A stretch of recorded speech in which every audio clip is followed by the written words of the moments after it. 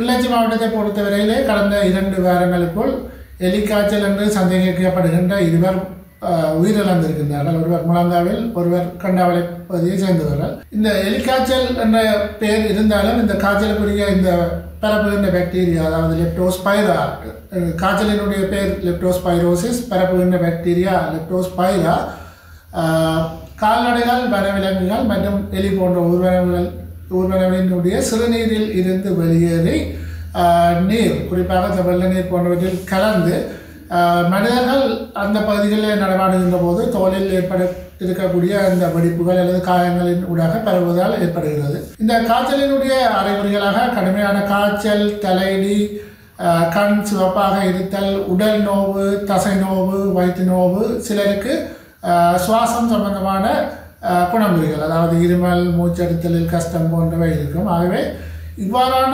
குணங்குறிகள் உள்ளவர்கள், அதாவது காய்ச்சல் ஏற்பட்ட ஓரிரு நாட்களின் உள்ளேயே வைத்தியசாலைகளை நாட வேண்டும். மற்றது இந்த நாட்களிலே இந்த எலிக்காய்ச்சல் தீவிரமாக வடமாகாணத்திலே பரவி கொண்டிருக்கின்றன. எந்த காய்ச்சல் ஏற்பட்டாலும் உடனடியாக அது வேறு காய்ச்சல் என்று நிரூபிக்கப்படும் வரை எலிக்காய்ச்சல் என்று கருதி பொதுமக்கள் உடனடியாக வைத்தியசாலைக்கு சமூகம் அளிக்க வேண்டும்.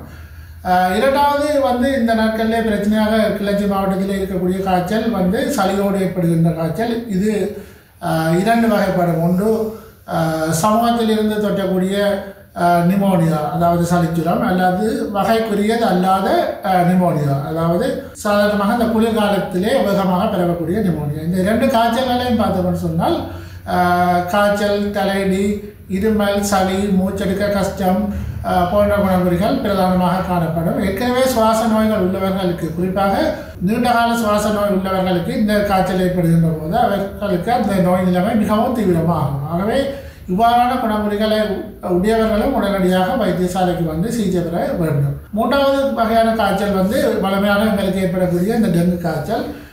மழையை தொடர்ந்து சிறிய சிறிய நன்னீர் பெருகி இருக்கக்கூடிய இடங்கள். இந்த டெங்கு நோயினுடைய குணங்குறிகளாக காய்ச்சல், கடுமையான தலையிடி, உடலிலே சிவப்பு புள்ளிகள் ஏற்படுதல், வயிற்று நோய், குறிப்பாக வலது மேல் வயிற்றிலே நோய், சக்தி மற்றது சாப்பாட்டுக்கு விருப்பமின்மை போன்றவை காணப்படும். ஆகவே இவ்வாறான அறிகுறி உடையவர்களும் உடனடியாக வைத்தியசாலைகளுக்கு சமூகம் அளிக்க வேண்டும்.